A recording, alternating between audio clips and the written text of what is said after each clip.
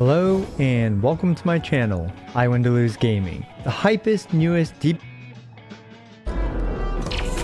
going over her kit. Acheron doesn't use energy to use her ultimate. Instead, she uses these petals, aka slashed dreams. When she has 9 of these slashed dreams, she can use her ultimate, which is where most of her damage comes from. And boy, it is a lot of damage.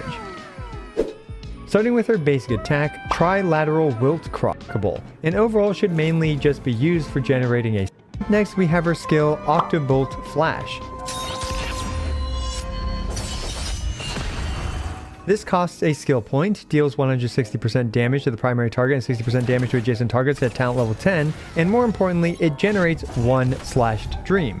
AKA, I'm just going to call them petals from now on because slashed dreams for some reason is hard for me to say too many times in this video. Anyway, it also adds a crimson knot to the primary enemy that you targeted with her skill.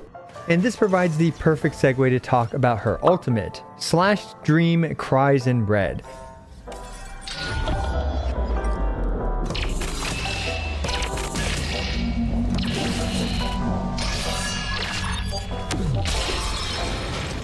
This ultimate is very complicated, but also very simple. To put it in Razor speak, big shiny slash, smash bad guys hard. The main thing to know about it is the overall summary, which is basically that it deals 300% damage to all the enemies on the field, plus an extra 72% to the primary target of the 3 individual slashes during her ultimate. To maximize the damage that this ultimate does, it's best to have multiples of 3 crimson knots on the enemy. You actually are able to switch which enemy you target for the 3 different slashes, and hitting an enemy with crimson knots will remove 3 crimson knots from that enemy, and based on the number of crimson knots removed, it will deal AoE damage to all the enemies. Basically, the enemies you target with your slash will take a bit more single target damage. I've left some notes on the screen if you care about the additional nitty gritty, but ultimately, her ultimate is just big shiny slash, smash bad guys hard. Oh, and her ultimate deals toughness damage to enemies even if they're not weak to lightning. Her ultimate also has a bonus trace, which basically just provides her with 90% damage bonus after her first ultimate, and it also deals some extra single target damage during her ultimate, but this extra damage is randomly spread out to all the enemies. Up next we have her talent. This thing is pretty convoluted, but can fortunately be broken up into a couple components. The first component is that when Acheron casts her ultimate, it applies a resistance shred debuff to the enemy. This resistance shred debuff only lasts till the end of her ultimate. The fact that this actually counts as Acheron applying a debuff will be important later on in the video. The next part of her ultimate is about how can we generate petals for Acheron. Here's what you need to know. First of all, upon entering battle, Acheron will start off with 5 out of 9 petals, assuming you've leveled her major traits. Now to generate additional petals, when any character in your party or an enemy takes an action, if a debuff is applied to the enemy, Acheron will gain 1 petal. So what counts as an action that can generate a petal? Well, a character's turn where they use a basic attack or skill, a character's ultimate, except for Acheron's ultimate, a follow-up attack, a character's technique upon entering battle, and an enemy's turn.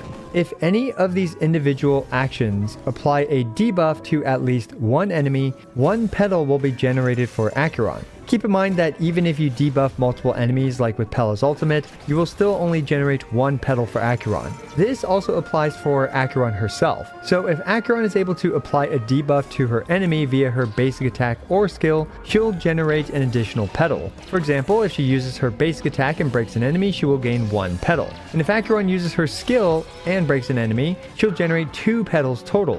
1 petal from her skill and 1 petal from her talent about breaking the enemy if you have Acheron's signature light cone, as her signature light cone will always apply a debuff to generate petals for Acheron as well. For example, when those exploding goldfish explode, Acheron will gain a petal. Calling them overflow petals, they will become an overflow petal, and she can stack up to 3 of these overflow petals as indicated by this icon next to her portrait at the bottom. The next time she uses her ultimate, these overflow petals will be converted over to regular petals.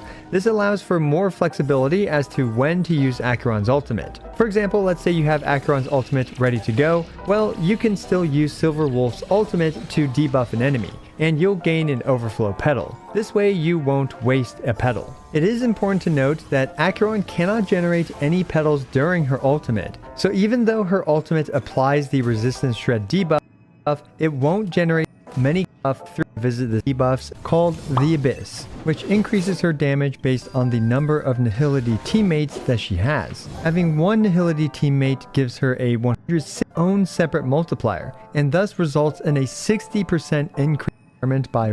This thing feels won't reduce any of your technique points. When it does hit a non-elite enemy, it will just instantly kill the enemy, and basic enemies that can enter battle and your light cone already apply debuffs, and the ton of ways to apply debuffs in this game. But fortunately, I've identified the most useful and practical ways to apply debuffs for your Eidolon 0 Acheron to truly shine.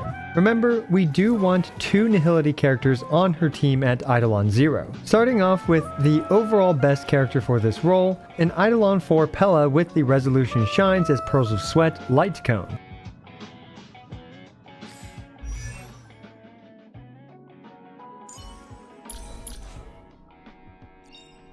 目の前の道に集中してこそ遠くへ行けるのです。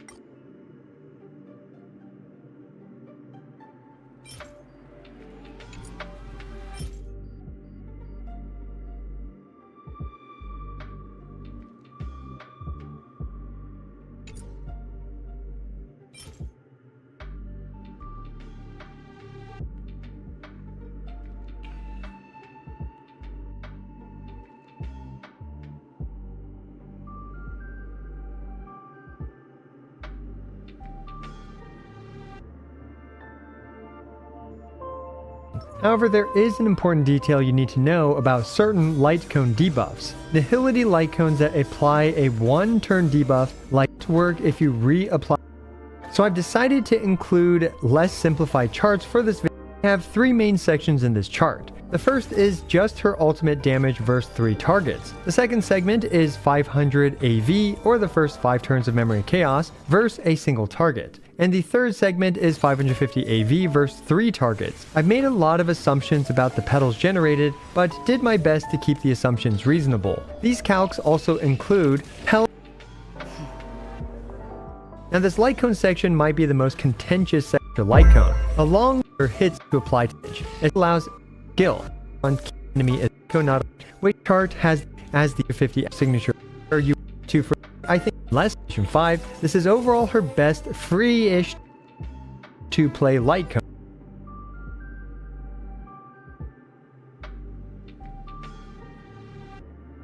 And yes, it is a gacha exclusive, but fortunately it is in every single banner. In the 6 alt baseline chart, her signature light cone is only doing around 13.7% more damage over 500 well.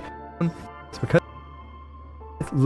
win is kind of ironic because it really enjoys having an ready. Her signature light cone is yet an addition. 1 is nice as it just gives her more crit rate, but her Eidolon 2 is 1 to your second metals and stuff assumptions. Building a team for Acheron. Now you've probably already gathered which characters tend to be recommended, but I'm going to go into a little bit more detail in terms of how the characters plus the Superimposition 5 Sweaty Pearls, plus the 2-piece Sprightly Von Whack. So what this enables is the 1-turn ultimate Pella that I showcased to you guys earlier, but also 174 speed plus the Von Wax allows Pella to move 3 times in the very first round. And this can be the difference between getting Acheron's ultimate up in time or not. However, 174 speed is absolutely not necessary. Something like even 135 speed plus the Von Wax is good enough. But if you do want to absolutely optimize your Pella, 174 plus speed is the way to go. Now, when it comes to Black Swan's build, personally, I recommend a speedier build for her, so that way she can just go fast as well as apply a bunch of debuffs in order to stack petals for Acheron. One that can equip the Trend of the Universal Market Light Cone. For the Preservation character, you all have to sacrifice hit rate if possible as well. Higher base effect hit rate has. You will always replace Trailblazer with another Preservation character like Fu Xuan, Japard, and even March 7th. They can all be used for this role, and they can all equip the Tum Light Cone. And if you don't have the Tum Light Cone, you can absolutely run Abundance character as well in this final slot like Gallagher, or really any of them, but because when it comes to Abundance characters, they don't increase Acheron's offensive prowess. Of course, options for the second and team I want to talk about is the triple nihility. Each of these characters do them, but you can absolutely running a Preservation character here is more recommended. I do expect Acheron to get better to buffer teammates for her in the Copium team. The Universal way you can play future impact with her. Now, of course, you're likely to get Pella, and hopefully you have Sampo, and let's say you don't have the Good Night Sleep Well Light Cone. Well, this will enable the Fermented Kafka Light Cone for your team and Copium team. I decided to make a character for your account in today's meta.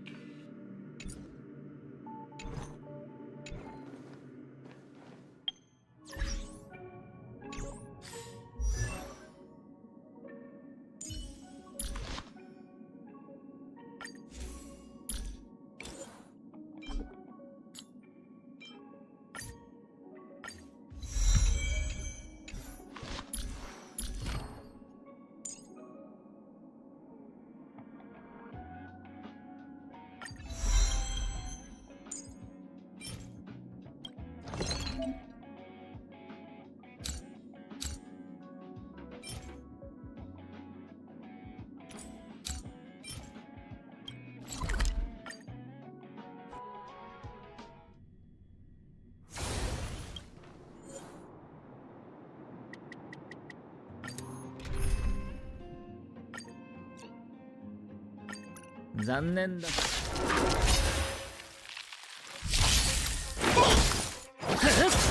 市長よ来たれ。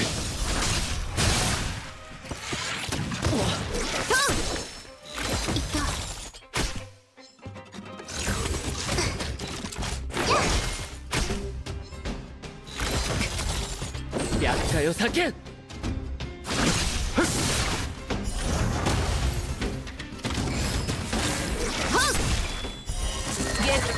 剣とす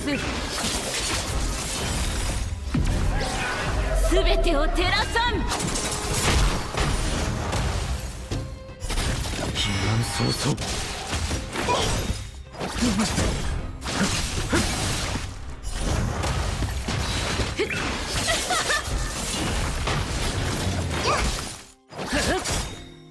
亡者再臨。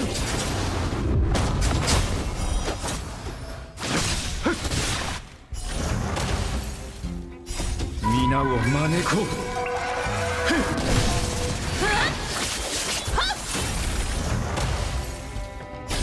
避難早々。誠意はなしだ。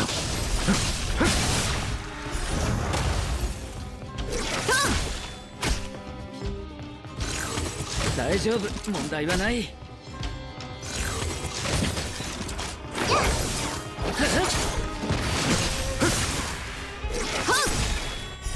月光を剣とすすべてを照らさん。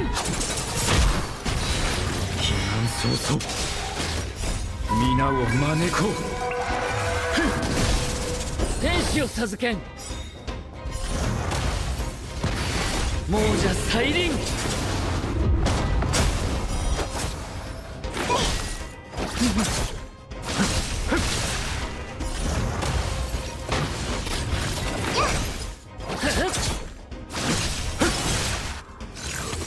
支障ない。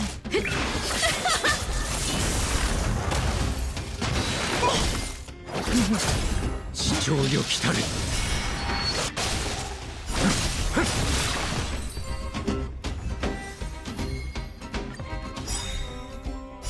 皆を招こう。厄介を避けん。生はなしだ。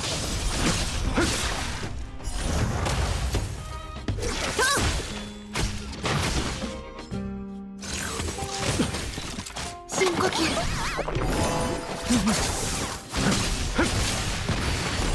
避難早々。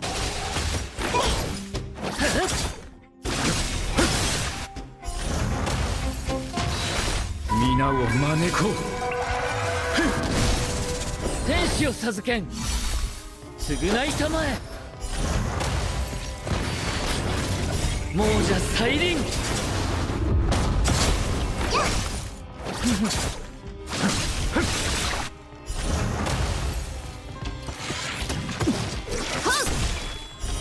月光を剣とす。すべてを照らさん。避難早々。地上よ来たれ。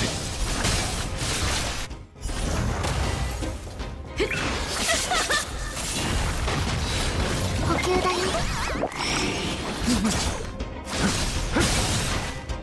皆を招こう。厄介を避けん。避難早々。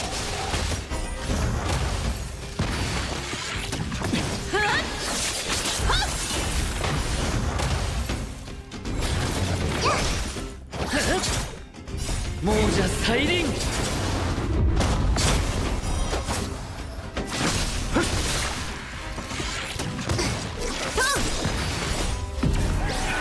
すべてを照らさん。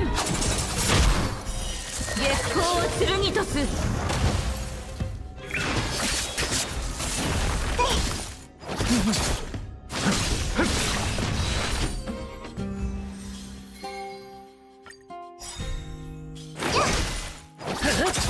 生はなしだ。皆を招こう。天使を授けん。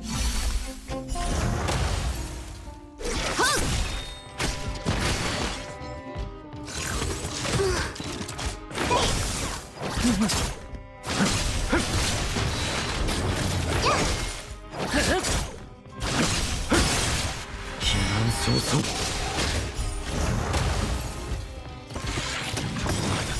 皆を招こう。厄介を避けん。償いたまえ。亡者再臨。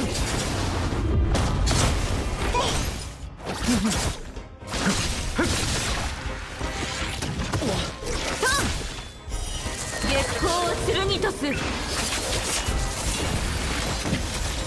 難早々。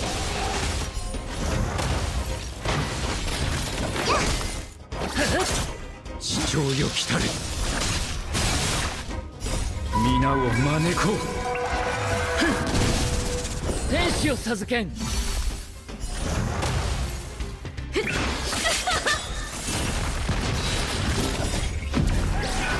すべてを照らさん。亡者再臨。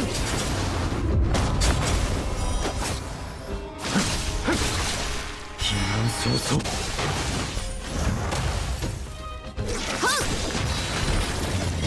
月光を剣とす。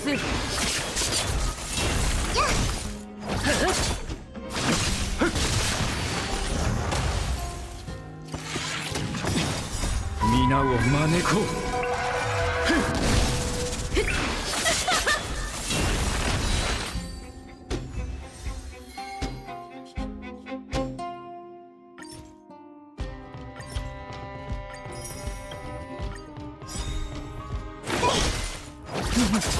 生はなしだ。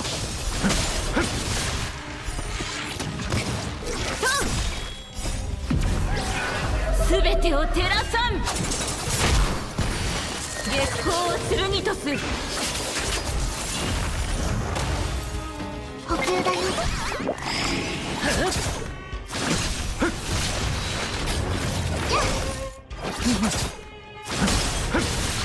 避難早々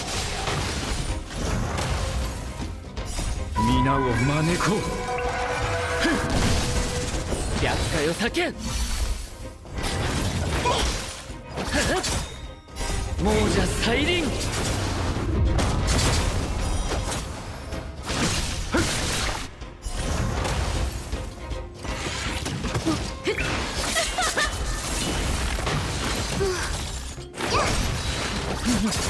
地上よ来たれ。避難早々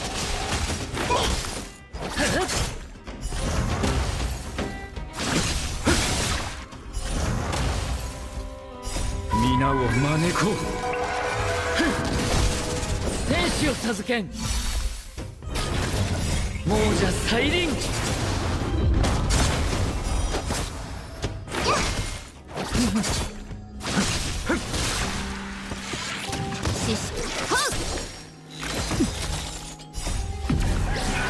すべてを照らさん。月光を剣とす。避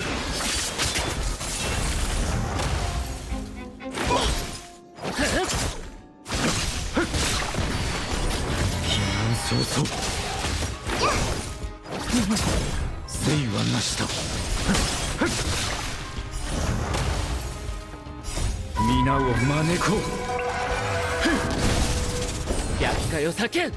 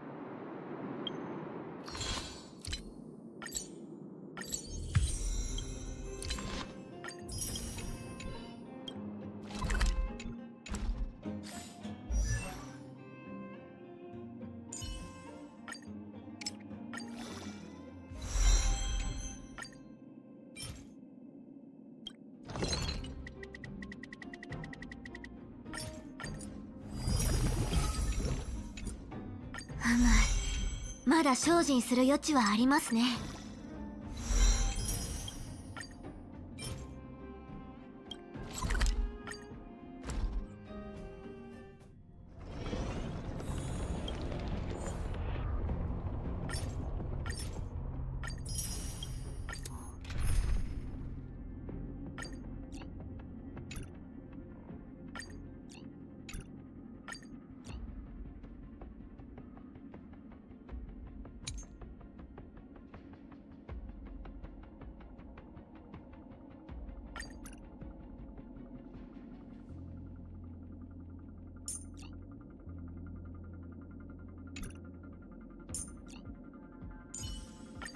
一緒に戦いましょう、リンタン。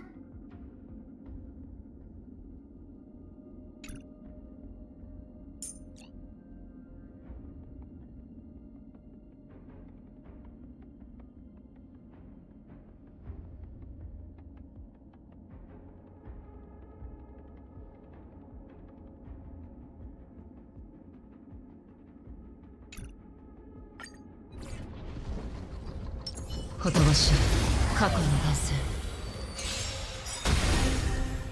冷静に。地上よ来たれ。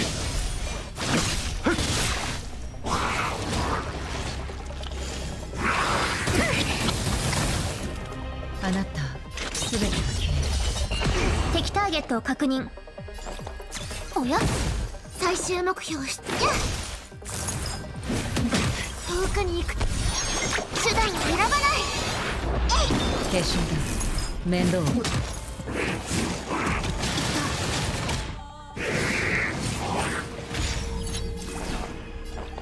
おや、送ってやろう。避難早々この賭け皆を招こう。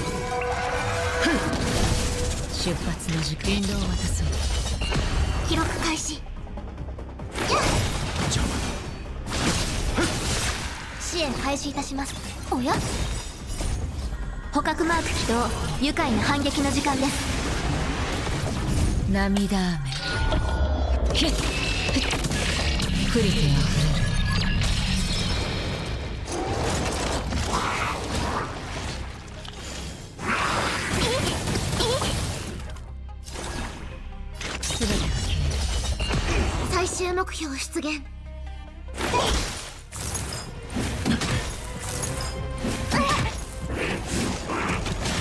誤差があったようです。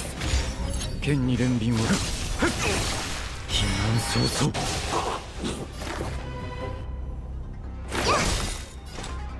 引導を渡そう。送ってやろう。誠意はなしだ。この賭け皆を招こう。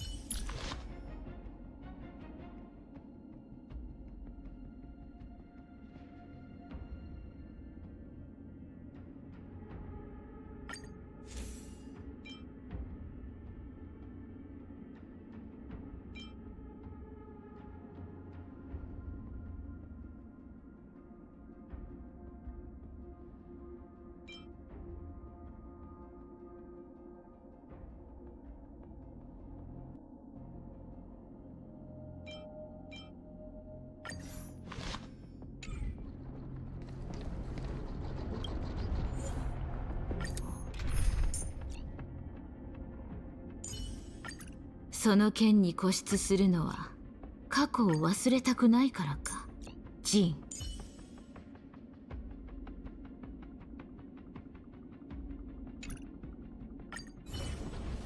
刮目して厄介を避けん。余計な償いたまえ。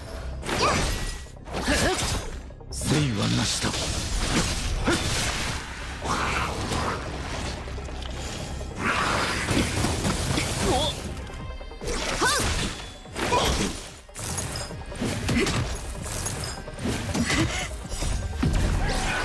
すべてを照らさん。月光を剣とす。避難早々。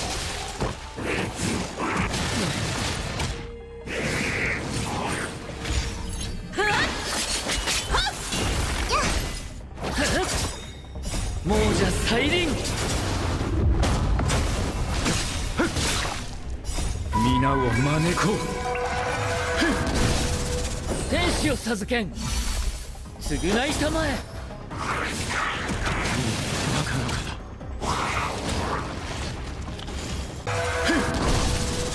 厄介を避けん。償いたまえ。